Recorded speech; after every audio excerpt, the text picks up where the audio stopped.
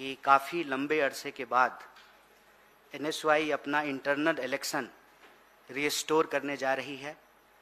तो इस विषय पर बातचीत के लिए हमारे बीच एनएसवाई के राष्ट्रीय अध्यक्ष विनोद जाखड़ जी और इलेक्शन अथॉरिटी के 3 मेंबर मौजूद हैं। मैं आपके समक्ष पहले छात्रों की गूंज कैंपेन का थोड़ा सा ब्रीफिंग कर देता हूं। उसके बाद हमारे राष्ट्रीय अध्यक्ष इलेक्शन अथॉरिटी से आपको इंट्रोड्यूस कराएंगे और वो इलेक्शन प्रोसेस के बारे में आपके बीच कुछ बिंदुओं को रखेंगे। जैसा कि आप सब जानते हैं कि अगर हम इस देश की एक महत्वपूर्ण परीक्षा की बात करें, सिर्फ नीट की बात करें, तो ये तीसरा साल है जब नीट की परीक्षा की प्रक्रियाओं को लेकर के सवाल उठे हैं। ये पहला साल नहीं है कि रीनीट हुआ है, क्वेश्चन पेपर लीक हुए हैं, लोग सड़कों पे हैं, आंदोलन कर रहे हैं। ये तीसरा साल है और ये सिर्फ नीट की बात है। अगर आप इस देश की परीक्षाओं को देखेंगे तो आज की तारीख में कोई ऐसी परीक्षा नहीं है जिसके ऊपर सवाल नहीं उठ रहे हैं। अभी 1-2 दिन पहले की बात है, मध्य प्रदेश के एक टेक्निकल विश्वविद्यालय का पूरा क्वेश्चन पेपर का बंडल ही चोरी हो गया।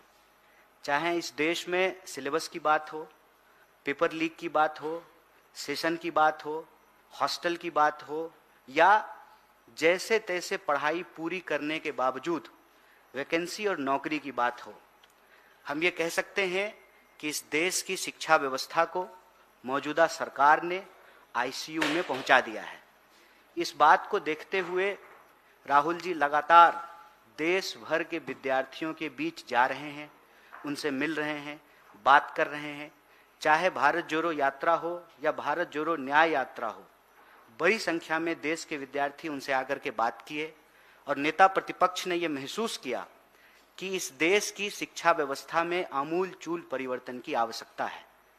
लेकिन कोई भी परिवर्तन बंद कमरों में बैठकर नहीं हो सकता है। विचार विमर्श हो सकता है, लेकिन परिवर्तन के 2 स्तर होते हैं। पहला स्तर यह है कि समस्या की पूरी जानकारी हो और फिर उन समस्याओं के समाधान तक पहुंचा जाए। इसी उद्देश्य को लेकर के पिछले दिनों नेता प्रतिपक्ष कोटा में देश की शिक्षा व्यवस्था को लेकर के एक प्रेजेंटेशन विद्यार्थियों के बीच में, अभिभावकों के बीच में और इस देश के जो शिक्षाविद हैं उनके बीच में उन्होंने रखा। और उस मुहिम को आगे बढ़ाते हुए एनएसवाई और आईओआईसी, कांग्रेस पार्टी के बाकी सेल और प्रकोष्ठ मिल करके देश के 28 शहरों में कोऑर्डिनेटर नियुक्त करके छात्रों की गूंज कैंपेन को चला रहे हैं। राहुल जी के प्रेजेंटेशन को विद्यार्थियों के बीच में लेकर के आ रहे हैं और विद्यार्थियों के जो सजेशन हैं, टीचरों के जो सजेशन हैं, अभिभावकों के जो सजेशन हैं, उस सजेशन को कंपाइल कर रहे हैं और आने वाले दिनों में इस देश की शिक्षा व्यवस्था को बदलने के लिए एक एजुकेशन चार्टर बनाएंगे। और भारतीय राष्ट्रीय कांग्रेस इस बात को लेकर के संकल्पित है कि हर हाल में इस देश की जो शिक्षा व्यवस्था की समस्याएं हैं उसको दुरुस्त करेंगे, उसको ठीक करेंगे। तो 3 मांगों को लेकर के लगातार यह छात्रों की गूंज कैंपेन चल रही है। पहला मांग ये है कि धर्मेंद्र प्रधान ने जिस बेशर्मी से न्याय मांग रहे विद्यार्थियों को आतंकवादी और टुकड़े टुकड़े गैंग का बतलाया है, इसको कहते हैं कि यह सरकार थेथर है। इस सरकार को इस देश के लोगों की आवाज सुनाई नहीं देती है, इस देश के पेरेंट्स की चिंताएं दिखाई नहीं देती है, विद्यार्थी किस तनाव से गुजर रहे हैं इससे इनको कोई फर्क नहीं पड़ता है। और ये तभी संभव है जब पेपर चुराने वाले माफियाओं का संबंध मंत्री से हो, नहीं तो कोई मंत्री इतना असंवेदनशील कैसे हो सकता है। और प्रधानमंत्री की चुप्पी इस पूरे मामले में खलती है। इसीलिए हमारी पहली मांग ये है कि धर्मेंद्र प्रधान का इस्तीफा हो और इस देश में पेपर लीक कराने वाले माफिया से इनके क्या संबंध है इसकी जांच होनी चाहिए। और दूसरा, इस देश का जो एग्जामिनेशन सिस्टम है उसको बदलने की जरूरत है।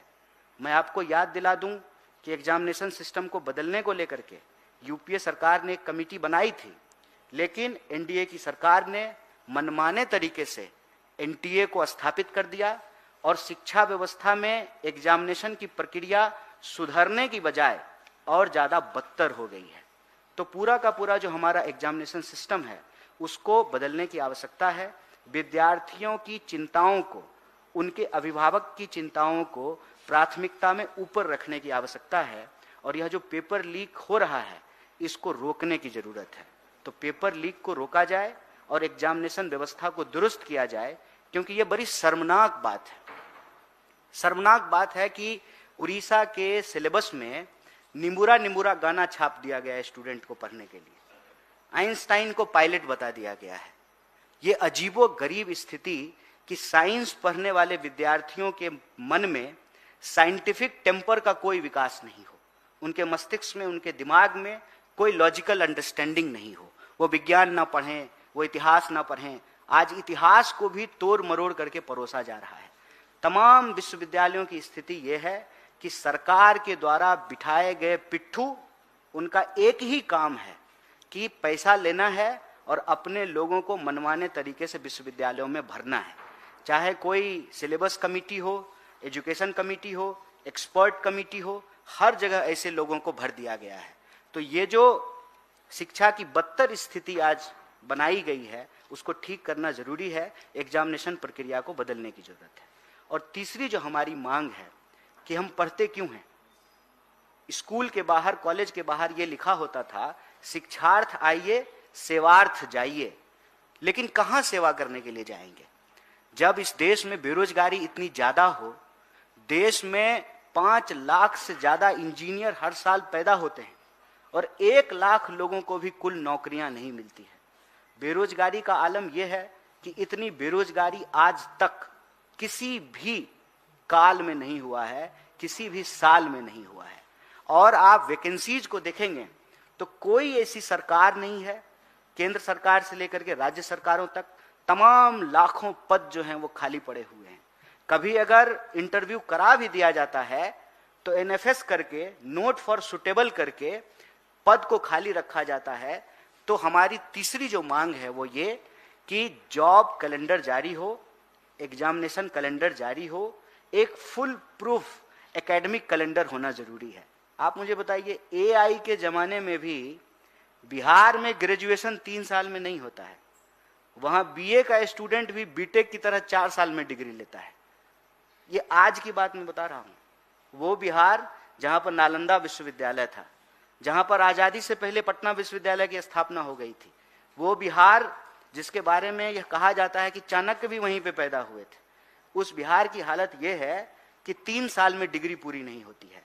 तो हमारी तीसरी मांग है कि एक एकेडमिक कैलेंडर हो, जॉब कैलेंडर हो, वैकेंसी कैलेंडर हो, धर्मेंद्र प्रधान का इस्तीफा हो, पेपर माफिया के साथ उनकी जांच हो और इस देश की एग्जामिनेशन प्रक्रिया को बदला जाए, पेपर लीक को रोका जाए। इन 3 प्रमुख सवालों को लेकर के देश के 28 शहरों में, जहां कांग्रेस पार्टी ने, एनएसयूआई यूथ कांग्रेस ने अपने कोऑर्डिनेटर्स नियुक्त किए हैं और तमाम पार्टी के सेल और प्रकोष्ठ के साथ मिलकर के छात्रों का गूंज कैंपेन चला रहे हैं। आपने नेता प्रतिपक्ष का कोटा में प्रेजेंटेशन देखा है।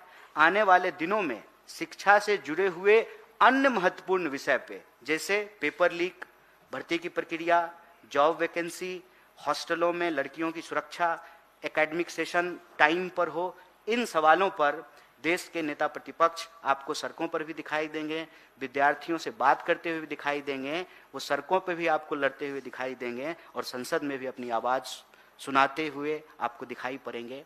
यही एक ब्रीफिंग हम आपके बीच में छात्रों की गूंज कैंपेन के विषय